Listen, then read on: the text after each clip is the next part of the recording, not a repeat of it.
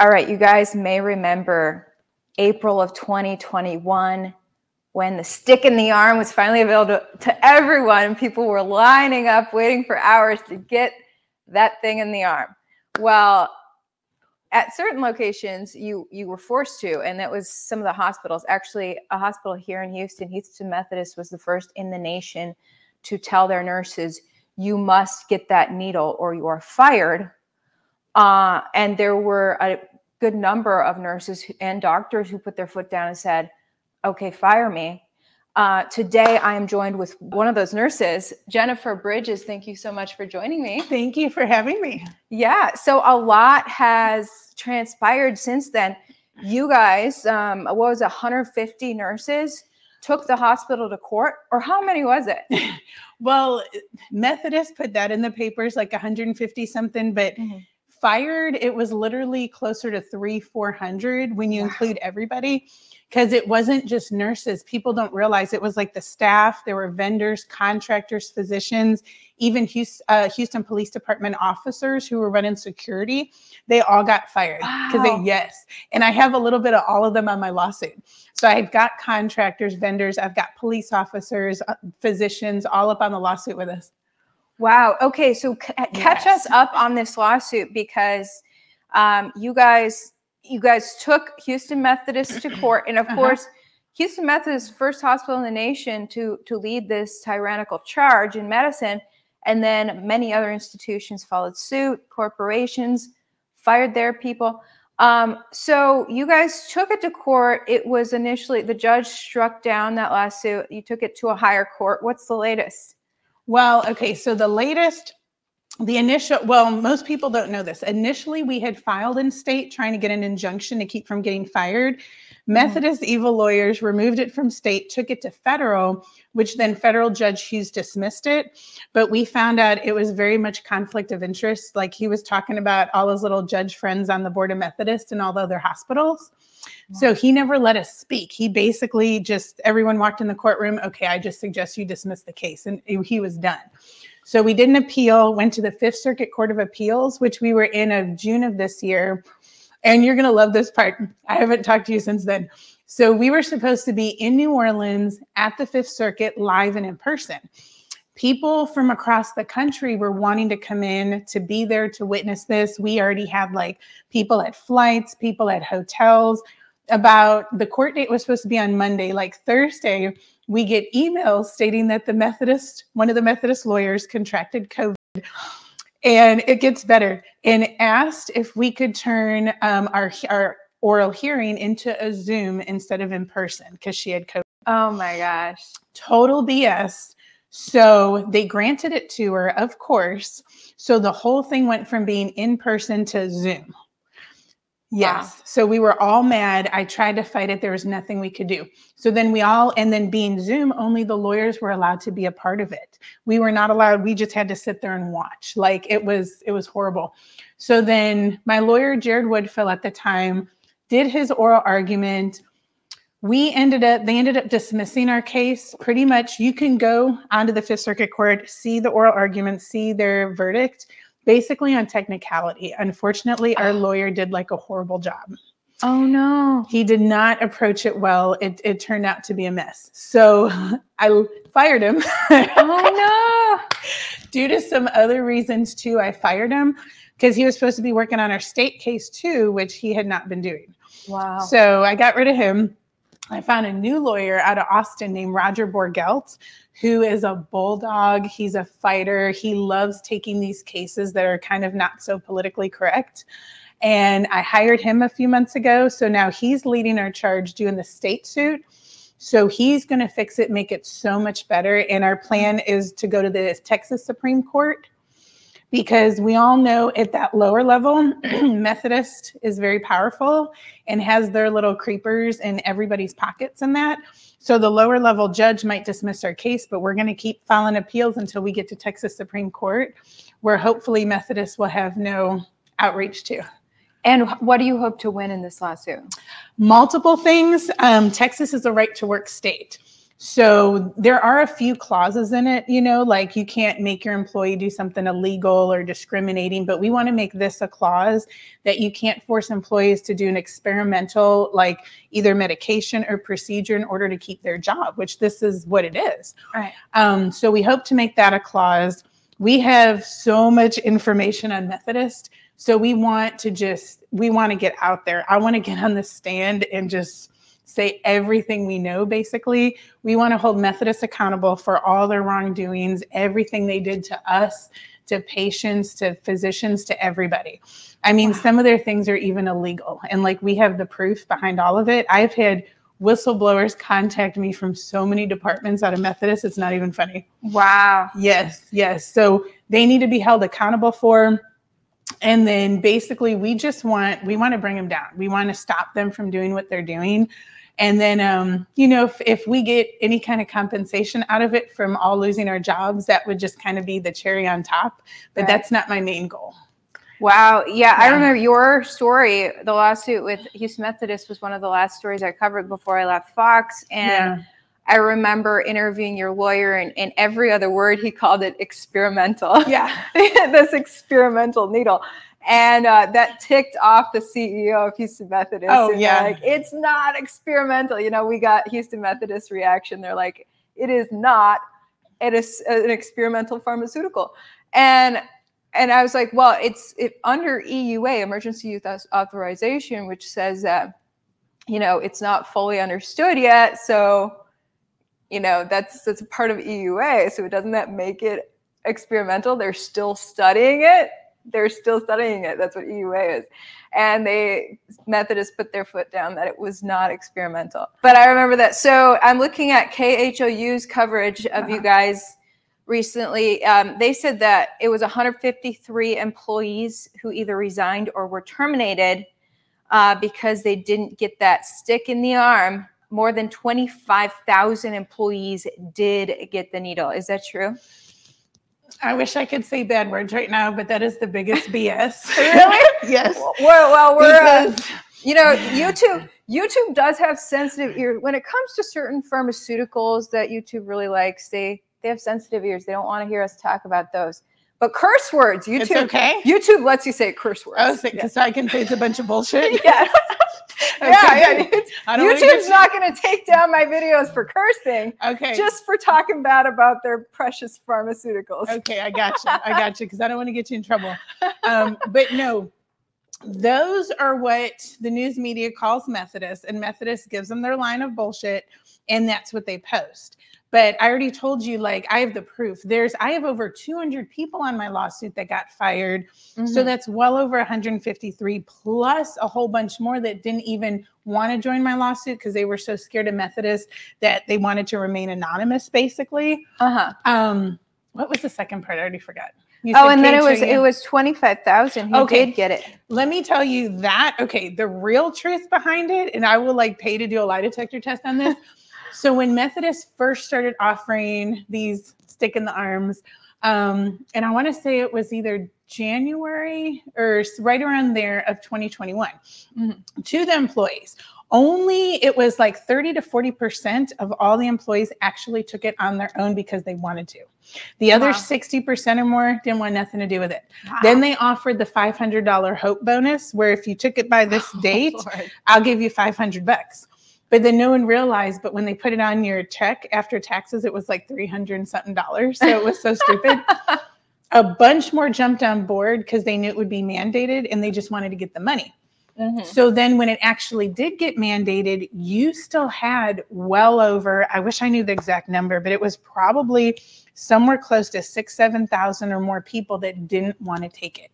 You still had at least 40% or more of the staff, and I think they have 26,000 total. I don't remember the exact number, but they didn't want to take it. Wow. And then when I got all over the news and people started learning who I was, I mean, I literally had employees, and this was before we got fired.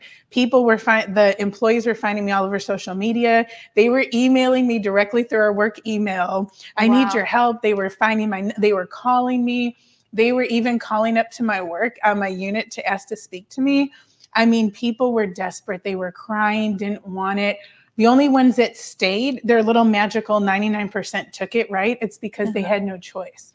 Most of them sat in that seat literally crying or so upset because they didn't want to lose their job. Like you had single moms. A lot of them told me they had to keep the insurance because maybe their child was sick, their wife or husband was sick. They were terrified to lose their job because some of them had worked there 10, 20 years. Wow. Yeah. And then when people don't realize it's not that easy sometimes as a healthcare worker just to jump ship, because by the time you apply, interview, it can take a couple months to actually get on board with another hospital. Wow. And since they were all mandating it, you were pretty much stuck. So them bragging, they're actually bragging and proud of themselves for forcing people against their will, literally crying and upset, anxiety. Some people had to take meds That's horrible. Yeah. It's just crazy to think about how many people will succumb to coercion. You know, there's few people who actually stand their ground in life. It's really stunning. By the way, I got to show these shirts you gave me. Okay, Guardians of Medical Choice. These are your shirts? Yes, that QR code goes straight to our website. So you can go to www.guardiansofmedicalchoice.com. We started this June of last year because people wanted to follow up on our lawsuit. And you can go there. You can see all our information. You can follow our lawsuit. You can even order a T-shirt and I will mail them to you. Oh, and that'll help your cause. And all that. The few brave who are standing their ground and not, you know, putting something in their body that they're not okay with. Yes. Okay, this one has a sensitive word that's going to trigger YouTube. YouTube is a sensitive creature. It can't see this, but the needle or my job. And then it has another sensitive word over here. YouTube is going to delete me for these. I hate how censored YouTube is. Screw you, YouTube. Guys, subscribe to my Rumble too. All right. So I'm hanging by a thread on YouTube, and we're going to jump into some stuff that YouTube doesn't like. Okay. So can I say one thing really quick? Yeah, just for sure. So I don't forget. So if you want to buy a T-shirt, we've been mailing them all over the world, actually, and all over the country. That money will help us with our lawsuit. And you can go there too. You'll see the link to our Give, Send, Go. I don't know if you want to talk about that real quick, but we had a GoFundMe. And I had the largest GoFundMe in the whole country against this stuff. Wow. And we had raised over about $200,000. GoFundMe, fall of last year, sends me this email out of the blue. Due to the big C misinformation, we're shutting you down. Oh my gosh. Yes. And I tried. Your heart must have just dropped. Oh, I was so mad because everybody knew about it. And I emailed, called everything. Hey, I need you to show me like where you're actually getting this from because this isn't true. No response. Oh, totally that nothing. Sucks. I hate these days, guys. What a time to be alive. I know, but we switched to Give, Send, Go, which is very Christian oriented. You'll find the Give, Send, Go on our website. But like I signed up with them, right? And then basically a week after signing up, I actually had a representative from there call me and ask if she could pray with me on behalf of our lawsuit. Oh, wow. So I was like, wow. Oh my gosh. That's amazing. Wow. Yeah, way better. So I have this exclusive report from the Epoch Times, which is an amazing news website. Yes. It says exclusive hospital with the first needle mandates in the U.S. not requiring updated boosters. So it says the first hospital in the United States to mandate all its healthcare workers get the needle. That's your former boss. Has quietly decided not to require the updated boost after facing staffing shortages, according to an internal email obtained by the Epoch Times. I don't know. Fill me in. Did you hear about this? I don't know where they got these emails from. I have no idea.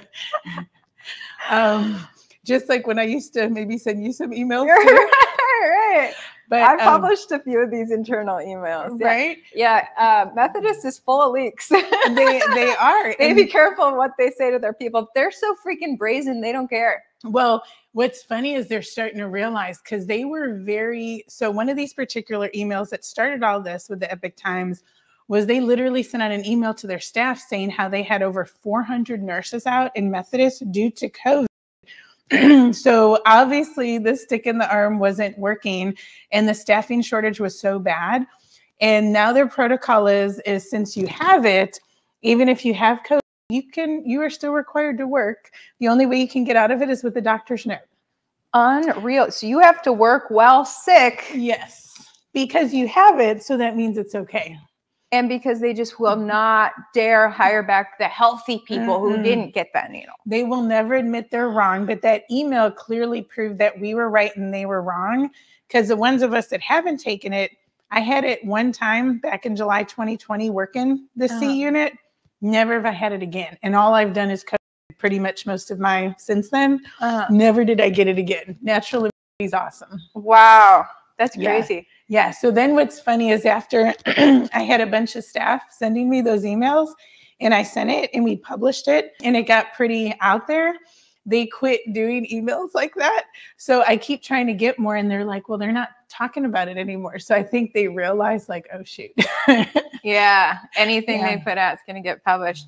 Wow. Well, we'll have to stay tuned to that saga at Methodist. People are getting plenty of boosters. Dr. Fauci just got another booster. Now, he had 4 needles. Then he caught the illness. He got sick earlier this year.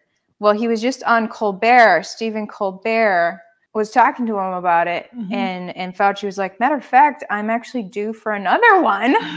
So let's go. I think we have the clip here. Hey. I just need to ask you a few questions. Sure.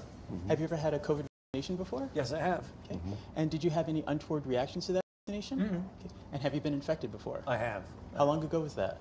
A little bit over 3 months. Around 3 months. Everything checks out. Let's get you All vaccinated. right, let's do it. I'm sitting right here and no one's asking me any questions. I had COVID too. No one cares. Oh, let's see those guns. Let's see those famous Fauci guns. You work out? Do you lift, bro? You know, I work out, but only from the waist down. That's pretty good. Yeah, those are good tries. Just have a seat for me. All right, there you go. Are you nervous to give Anthony Fauci a shot? I've done this plenty of times. But it's Anthony Fauci. Are you nervous? That's like pouring a drink for Jack Daniels. Right. Are you nervous to give this man a shot? He's actually only the 3rd most famous person I've vaccinated. Who's the most famous person you vaccinated? Take a deep breath in for me. Who is the And breathe most out. famous person? That's it. There's the moment. There you go. Okay, who's the most famous person you vaccinated? I can't tell you that. Yes, you can. Thank you. You're welcome. You Can are you give all me a done. hint? Hold on one second. Can you give me a hint? So the ask is that you hang out for about 15 minutes. Thank And you. we'll see how you're doing. Thank you so much. Thank you. I Take appreciate care. it. Thank you. Okay, you've got the injection. We're good. How are you feeling now? I'm good. You sure? I'm positive. No swelling of anything. No. Nicki Minaj's cousin's friend wanted me to ask you a question about side effects.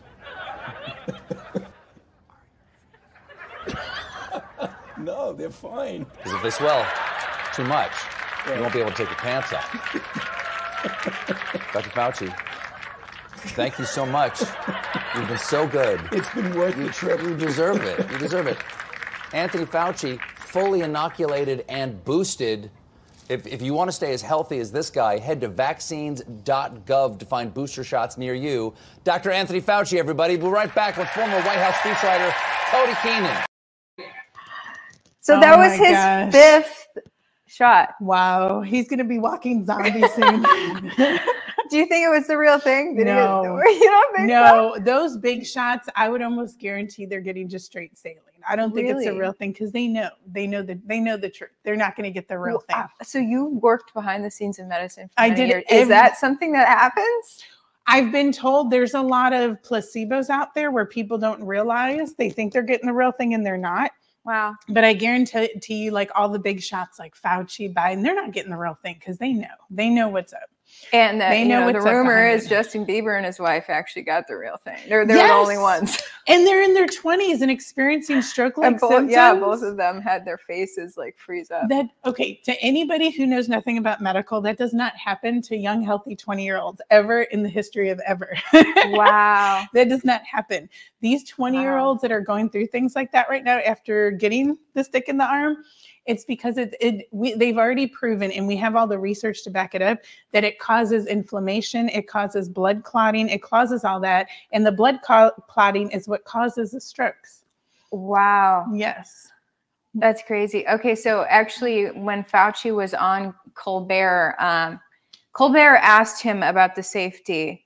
You know, it's actually kind of refreshing to hear someone on the mainstream media ask an open-ended question about safety, because, you know, most of the mainstream is all like, you know, it is safe. Don't you dare ask that question.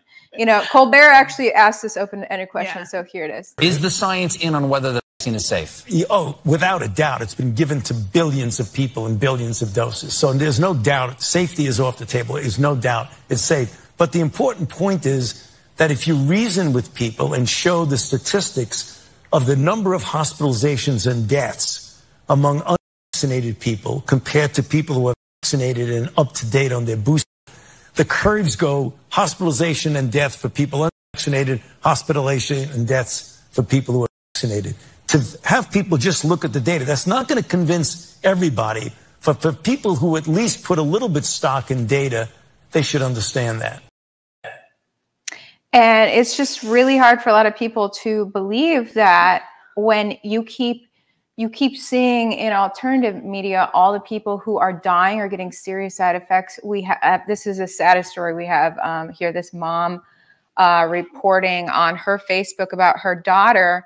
To complete her medical school, she had to get this. The next day, she died. Yeah.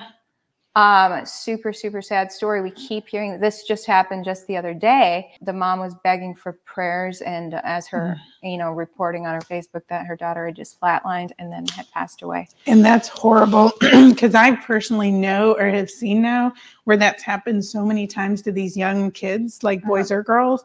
And there's such a big correlation. I mean, how can you be perfectly healthy? You get it, and then within a couple of days, you just drop dead. Right. And then for the fact that they're not looking into it, and they're not looking into it. That horrible, evil man, Fauci, is saying, oh, it's perfectly safe. He should be punched in the face so many times. So I actually I interviewed one of the top attorneys suing Dr. Fauci. Yes. I have the soundbite. He busts Fauci's lie, that what Fauci just said on Colbert. Yeah. Yeah. You know, because the running narrative with the CDC and Fauci is that, well, okay, so the needles are no longer, they're not going to prevent the illness. You're still going to get sick after the needle, but it's not going to be as severe, and there's going to be less deaths from the needle. You know what's awesome though? After Methodist, I worked at Breathe MD for about 8-9 months, and all I did was see outpatient COVID, right? All I did was treat COVID for like 8 months basically. And we would ask the questions. Over 90% of our people, and for a time there, it was a lot of people were coming in. Now it's starting to die down. They were vaccinated and boosted. The majority of people catching COVID, the majority, over 90% of the people catching it had the stick, had multiple sticks.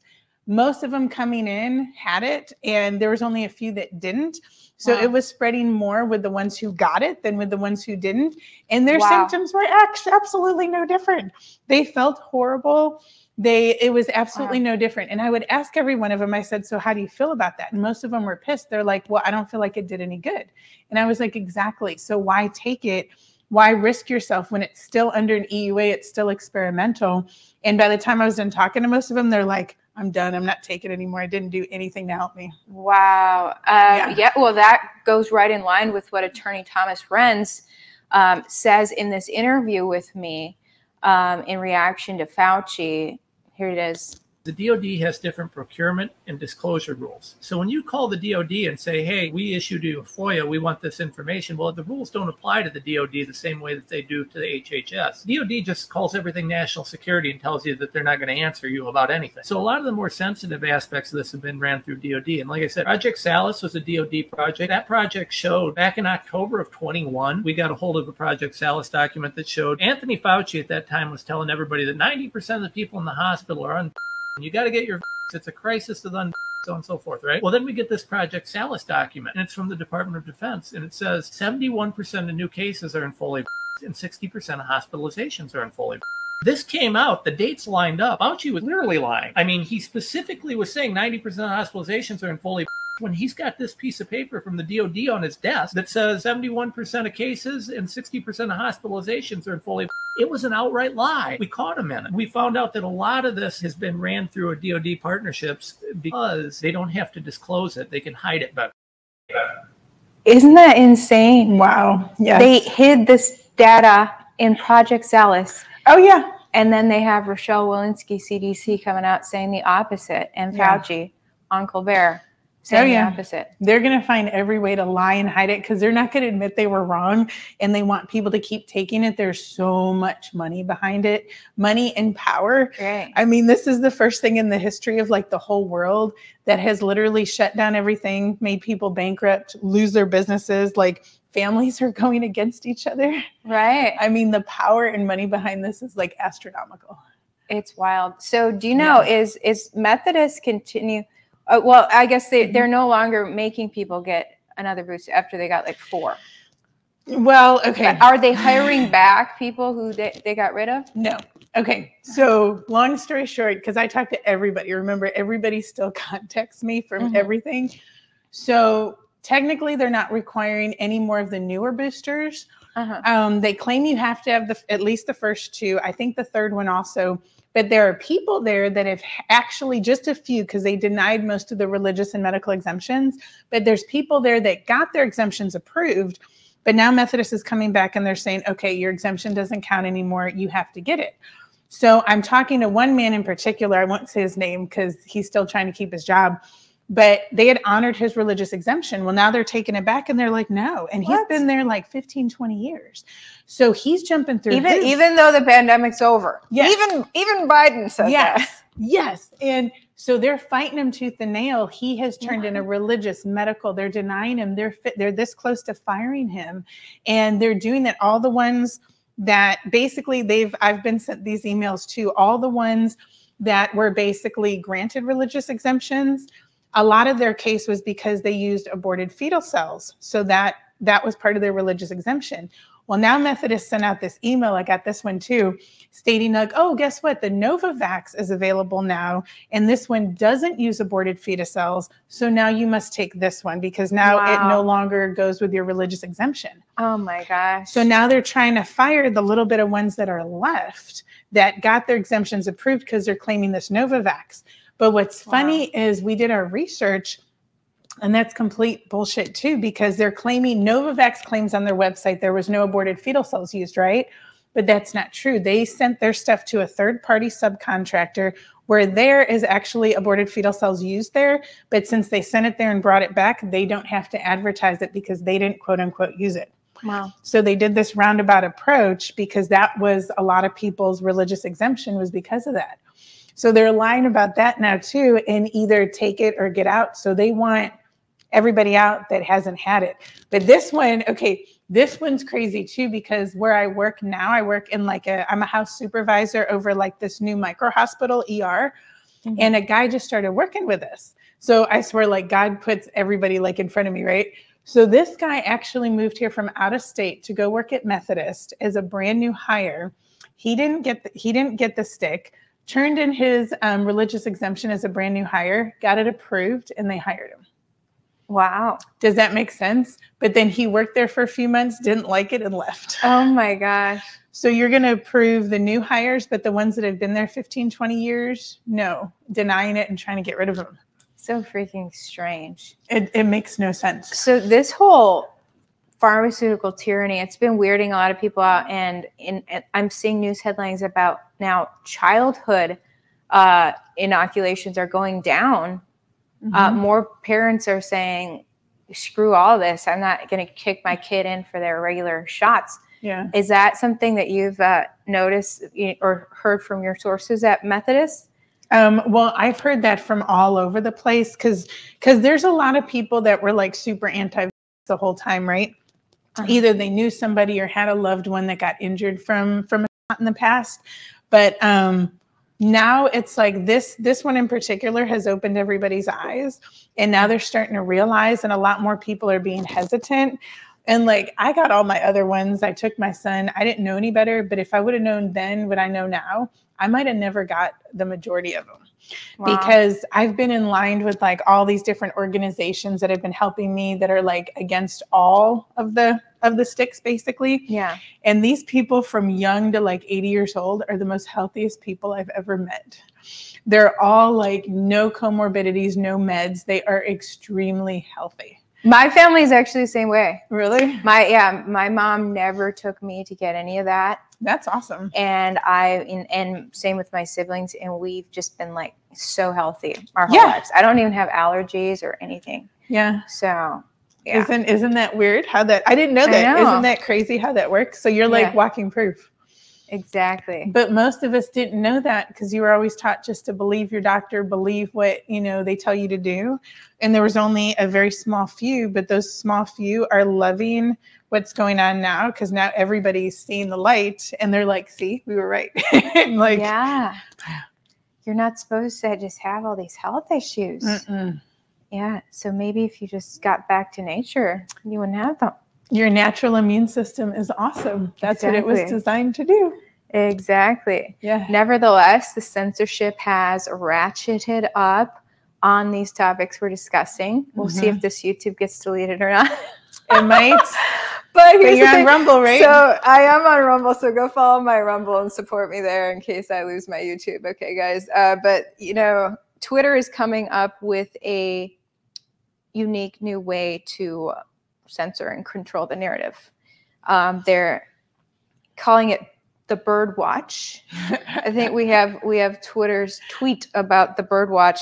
Disclosed TV reporting just in. Twitter is rolling out its Birdwatch collaborative fact-checking program ahead of the U.S. midterm elections. Helpful notes added to tweets by eligible users will be visible to everyone in the U.S. starting today. And you can see Twitter has a special Birdwatch page. So it's allegedly for the people, by the people, or that's how they're branding it, by the people, for the people. So like you can actually sign up to be a bird watcher. And if you get approved by Twitter, then you can go write notes on other people's posts. Wow. And then I guess Twitter has to approve your note.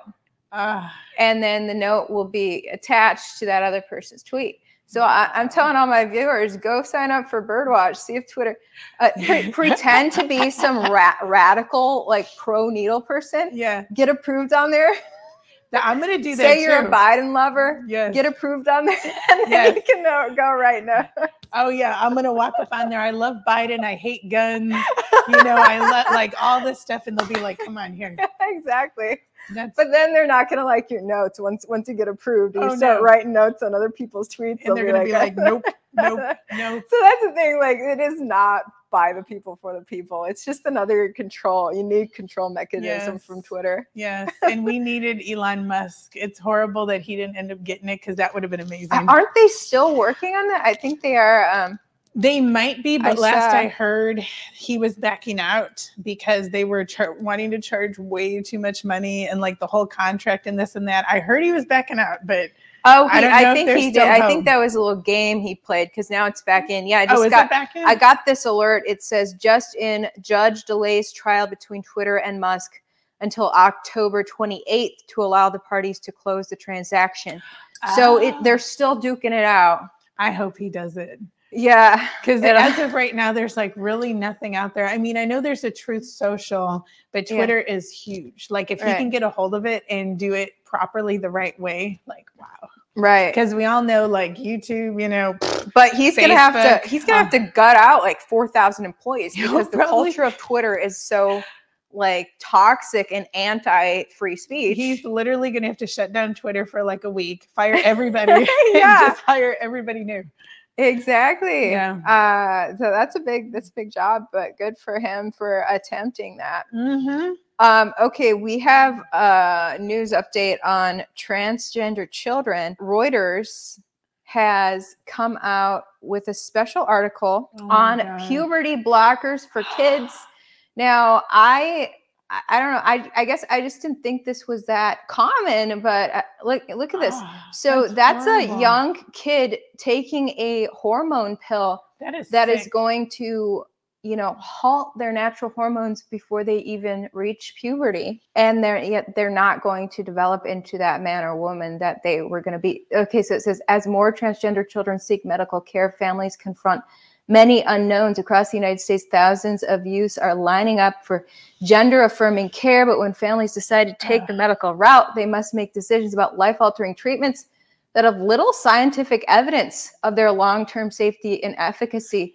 It was actually surprising that mainstream Reuters, they did this whole article basically highlighting that there is very little science on the safety of this or the effectiveness or the long-term side effects. So the story is about these parents who had a son who always felt like he was a girl from a very little kid. Yeah. And so they decided to just have him dress up as a girl at home and then dress as a boy when he left home. Yeah. But then they had to make a decision when he was about to reach puberty. So they took him into a doctor to start taking these pills to block him from actually developing into manhood. And the mom and the dad were both okay with this? Yeah, this article goes on to say that the mom got home and she was actually shocked. I think she cried in her husband's arms because the doctor had laid all these questions on her about the potential health and mental health effects of this decision. And she was she just had no idea the mental health issues and all of this. She just wanted her kid to feel happy dressing as a girl. So then Reuters gets into more details. It says here, puberty blockers and sex hormones do not have U.S. Food and Drug Administration approval for children's gender care. No clinical trials have established their safety for such off-label use. The drug's long-term effects on fertility and sexual function remain unclear. And in 2016, the FDA ordered makers of puberty blockers to add a warning about psychiatric problems to the drugs labels after the agency received several reports of suicidal thoughts in children who were taking them. Kudos to Reuters for actually giving, helping to add to informed consent, which I think is so lacking. Yeah. If you're going to go through with this, you should at least know all of the potential side effects. Yes. And kudos to them because most won't go that route, but I think they're starting to overstep the boundaries too much with what they're trying to do out there. And now you're attacking the kids so much between either the or the transgender and all this. And finally, everybody's like, leave our kids alone. Right. Because the next generation, do you know how screwed up and mind controlled they're going to be? They're either going to be suicidal or they're going to be infertile or they're going to be so mentally messed up. And then you start doing all this transgender, you're a girl or a boy, your reproductive's all screwed up. No one's going to be able, your population is going to go down dramatically. Yeah. Because if the action doesn't get him, the transgender aspect will. Oh, yeah. I saw there was one guy who posted a TikTok. He was a former transgender. He detransitioned. He was bawling his eyes out on TikTok about how people don't realize what they're getting into when they make this permanent decision. When you decide, either to shut off your hormones before you even hit puberty, or if you've developed into a man, you decide to chop that off or whatever. But here's the thing: I think the people, for him, it was those the hormones before you reach puberty, and he was talking about how his penis never grew. Oh my god! Never grew. So he doesn't have one. It's just a very small one because of the puberty blockers. Could you imagine? And so he's and he decided to go back to being a man, and now he has a micro.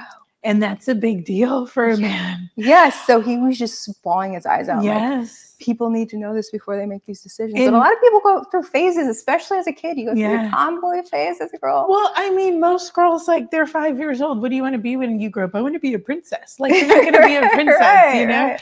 And it's so these parents need to actually be parents. And your little kid shouldn't get everything they want. You can't be a people-pleasing parent. No. Just because your child's going through an imaginary phase where they think they're this, I mean, they could think they're a tree. What are you going to go try to plant them in the ground? What are you going to do? Yeah. And And so, I mean, and these kids at that age, they have no idea what they're talking about. So no child under the age of 18, 21, like anything, should be allowed anything transgender because they don't really know what they're doing. They can't make those decisions for themselves. And here's the thing, just because you are a boy who likes to dress like a princess does not mean that you're not a boy. If a boy wants to, wear a pink dress, he's still a boy, and his parents should still love him as a boy and accept him as a boy and teach him to accept himself as a boy. Yeah. I thought we were supposed to love ourselves for who we are. Yeah. Instead, our culture and some parents are pushing their kid to reject that just because you like a pink dress. You can't have a pink dress and be a boy. Yes, you can.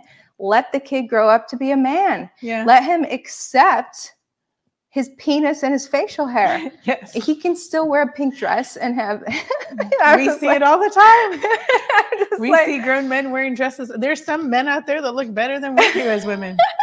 I mean, you go back to the 1500s or whatever, those men would get dolled up. Oh, I know. In the 1500s, You've seen those they had with, the wigs and the blush and the lace. Yes. And they were men. Yeah. They were warriors and kings, but so I'm just saying. I don't know what to think. Why do all these men keep trying to want to be? I don't understand it. They're trying to kill masculinity is a big thing nowadays. It does seem that way a lot. It does. A lot of people think that, and we need masculinity. But when you think about it, you kill masculinity and you kill the aspect of people being able to serve in combat. You kill people being able to fight back and to do everything that is needed to not have full control, basically. Oh my gosh. So true. Yeah. Yeah. The Reuters article goes on to say more broadly, no large scale studies have tracked people who receive gender related medical care as children to determine how many remained satisfied with their treatment as they aged and how many eventually regretted transitioning. The same lack of clarity holds true for the contentious issue of detransitioning when a patient stops or reverses the transition process. So Project Veritas actually just came out with some more undercover video in regards to this. They released video of a pediatric endocrinologist airing concerns both that he witnessed himself and Dutch researchers had noted. So we have this soundbite as well. Some of the Dutch researchers gave some data about young adults who had transitioned and reproductive regret. And it's there. And I don't think any of that surprises us. I don't talk about it, but most of the kids are nowhere in any kind of a brain space to really, really, really talk about it in a serious way. That's always bothered me, but we still want the kids to be happier in the moment, right? On Monday, October 3rd, the American Academy of Pediatrics, the American Medical Association, and the Children's Hospital Association delivered this letter to Attorney General Merrick Garland. Now, this comes on the heels of Project Veritas receiving inside tape from within the World Professional Association for Transgender Health, feigning regret regarding their 14-year-old patients. It's always a good theory that you talk about fertility preservation with a 14-year-old, but I know I'm talking to a blank wall. And the same would happen for a cisgender kid, right? They'd be like, ew, kids, babies, gross. Or the usual stock answer is, I'm going to adopt. I'm just going to adopt. And then you ask them, well, what does that involve? Like, how much does it cost? Oh, I thought you just went to the orphanage and they gave you a baby. No, it's not quite like that. I think now that I follow a lot of kids into their mid-20s, I'm always like, oh, the dog isn't doing it for you, right? Yeah, they're like, no, I just found this, wonderful partner and now we're kids and da-da-da. So I think, it doesn't surprise me, but I don't know still what to do for the 14-year-olds. The parents have it on their minds, but the 14-year-olds, it's like talking with diabetic complications with a 14-year-old. They don't care. They're not going to die. They're going to live forever, right? So I think when we're doing informed consent, I know that that's still a big lacuna of that we do it. Now, contrary to Dr. Metzger's own statements, the letter sent to the Department of Justice would consider any criticism or public review of these procedures as disinformation. Providers of evidence-based gender-affirming healthcare and their colleagues are facing increased stress and fear, rooted in an intentional campaign of disinformation, where a few high-profile users on social media share false and misleading information, resulting in a rapid escalation of threats, harassment, and disruption. Project Veritas. Yeah. JJ was just like, where'd they get this video? I'm like, I'm sure someone on that call was recording it. They got undercover people everywhere. Oh, yeah. Because these people in all these organizations, there's always at least one that has a heart and has morals and ethics, and they're willing to record this to show people the truth. Right. Thank goodness. Did you know here in the Houston area, Texas Children's is so about transgender? Really? Texas Children's, which is I think #2 in the nation now for children's care. I got this email too from one of their employees. So when Governor Abbott put out something saying, you know, all transgender will be halted in Texas, Texas Children sent out an email to their employees basically saying, oh, we're so disheartened by this decision. You know, we basically stating that they love the fact that they get to do this with the transgender. They're so not happy about how Governor Abbott handled it. And hopefully down the road, they can continue with the process and make all these families happy and be able to help these children who need the transgender procedures.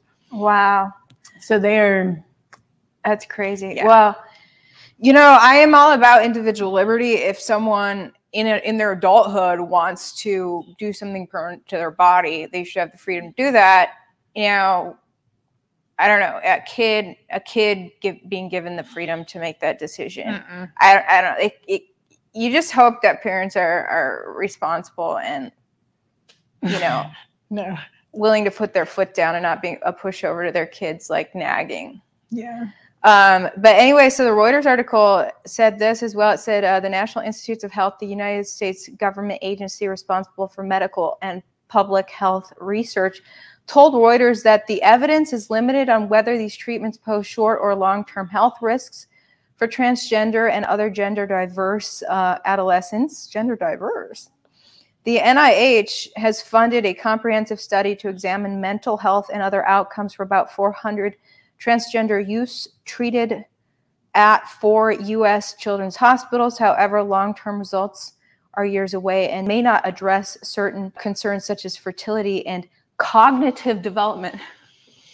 Yes. Your brain might even stop developing. Your brain's not going to develop right. Oh my gosh. It's not. Can you imagine? Not only fertility, physical, mental, these people are going to be so screwed up. And then imagine the repercussions, because not only down the road, you'll have fertility issues, lack of reproduction, mental issues, suicides. But then if they're regretting their decision, they're going to be so mad at these doctors, these entities that allowed it to happen. So can you imagine you already have mental issues, and now imagine them going after all these places and what could occur down the road? That's crazy. Yeah.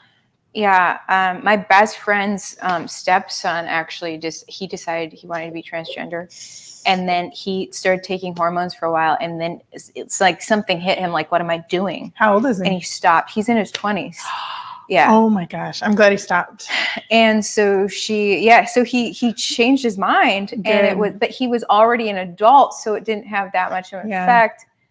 And so this happens to a lot of people, and you just hope that they haven't ruined themselves for life. Yeah. But slowly we're starting to see certain people come out on social media with their detransitioning stories, and they're such heartbreaking stories. Oh yeah. Yeah. And just like everything with the injection, the transgenders, everything's experimental. They don't know long-term. They don't know the research.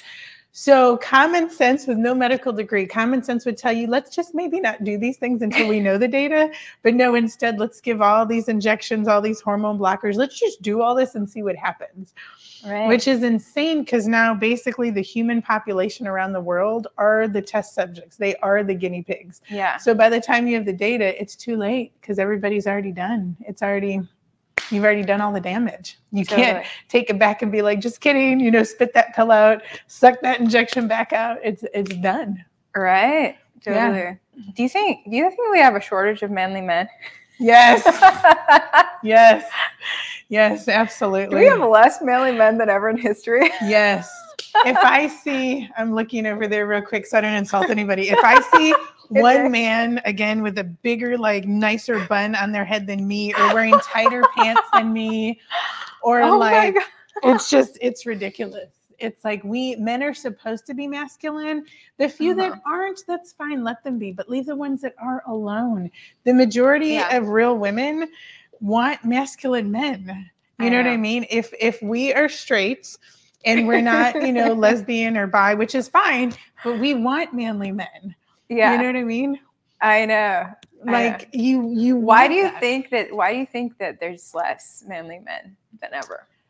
That's a very good question. I think there's so many different outlets out there. I think some of it has to do with women are trying too hard to be a little bit more manly sometimes. So it kind of takes away from the men, and they're kind of like, like that's my job, with certain things.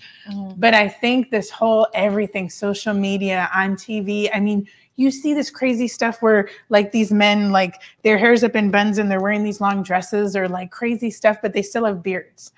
So it's like, it's so confusing, like pick one. Like you can't have a full beard, look like a guy, but wear like, it's confusing. Like pick one, just dress like a girl or be a dude. Like one or the other. And I think back to like the 15 or 1400s, right? And that's what they were doing with the freaking lace and the blush, like those English socialites.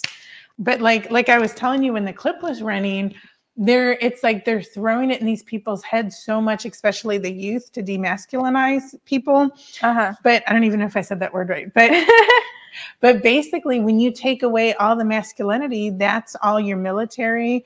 That's everything. That's the people that fight back, that defend you, that protect you. Yeah. And then the less and less you have of those, the more chance you have of full government control or other countries coming over, because they're crippling the military right now. I mean, every time I get articles all the time where the Coast Guard's letting go tons of people that won't get the election. So many military, all different branches are being let go. So one way or another, they're like screwing up our whole defense, basically. Yeah, it is concerning. Now I have met, and I'm friends with a lot of gay people.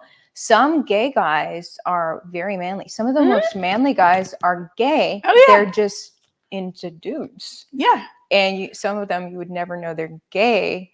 And then some of the straight guys who think they are alpha are actually some of the most beta. Yes. Yeah.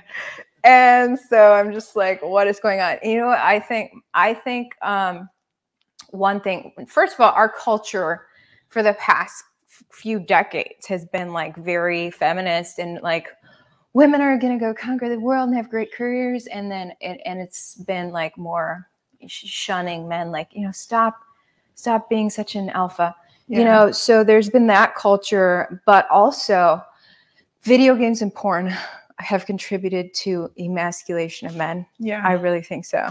Yes. In my generation, these guys are freaking addicted to video games and they porn. Are. Yes. And like my generation grew up with porn on the school bus. Oh, yeah. And so I'm just like, and it just, those two addictions take them away from real life, and they never grow up to like face things and be a real man. Yeah. That's my theory.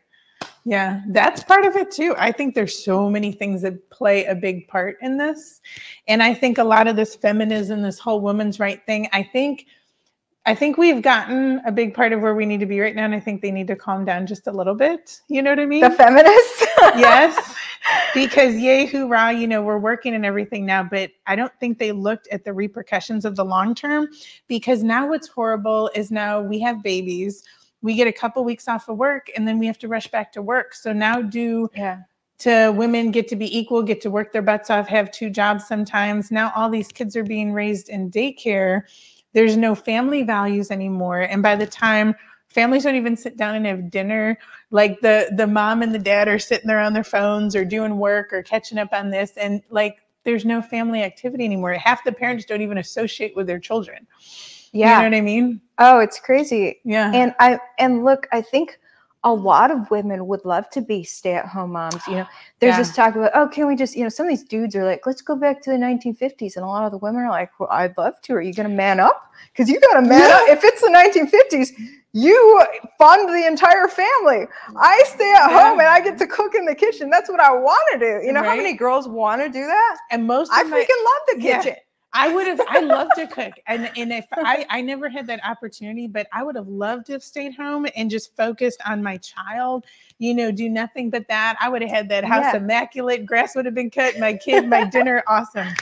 But now everything's so freaking expensive that, I mean, it's hard for men to have all of them to have this amazing job where they can actually afford everything on their own.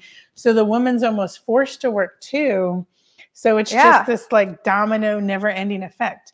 And then all these kids are raised by either daycare, their cell phones. They don't even know how to interact with each other because they're just like this all the time. Yeah. You know? And it's just crazy. And now everybody's so damn sensitive. You can't hurt their feelings. You can't do this, can't do this, because now they're going to go shoot or blow up everybody. In my day, you met in the parking lot. You know what I mean? This is like a horrible spiral downward. Yeah. Is there any hope for America's future in the world? I think so, but I think the people like us that are fighting back on everything, I think our side is rising bigger and bigger and bigger, and eventually it will, but it's just going to take a minute, and then people will see, okay. I think going back a little bit, and instead of advancing forward so much, I think taking a step back is actually might be a good thing. And that was the one thing I loved about this quote unquote, pandemic was it was actually cool because for once in life, like people were actually home with their families. Like I'm very outdoorsy, right? So I'm always on my bike or at the park and usually don't see anybody. And that was the one time where I was like, damn, there's people everywhere. You couldn't find you couldn't the park was packed. Yes. You couldn't find a bicycle in a rack to buy one to save your life. I mean, families were actually together, interacting, going outdoors together, not just doing video games. So it actually brought families more together. So that was kind of cool. And it enhanced homeschooling like insane. Right. More people. Yes. Yeah. Homeschooling jumped. Homeschooling is astronomical now, which is good. Well, yeah. I mean, I hope that America can get back to like a more grounded, like wholesome place. And I think there is hope for that because if you look at like the 1920s versus the 1950s, like it was the roaring 20s. Things were crazy, even into the 30s. People were living these crazy, reckless lives. And that's when that song came out, Anything Goes. And that's the lyrics of that song, which was written in the 1930s, are literally about like debauchery. And so we come to 2022 and we feel like our culture is spiraling out of control. But it kind of was then as well. And sadly, I think it may have taken World War II for people to come back down to ground and then venture into a more wholesome place when they were raising their families in the 40s and 50s. But hopefully we don't have to have World War III knock on wood. I feel like as Putin deploys the biggest submarine of all time. Right. And where is it? They can't find it, right? Oh, isn't that the latest thing? It just went like missing. Capable of launching it would create a tsunami with radioactive nuclear frequencies. The tsunami would have that. That is insane. Yeah, that is insane. So fingers crossed it doesn't. And you know damn well our government knows where it is. They know. Oh, they know. There's everything. No way they don't. They know everything. They're never going to tell us. Right. Yeah.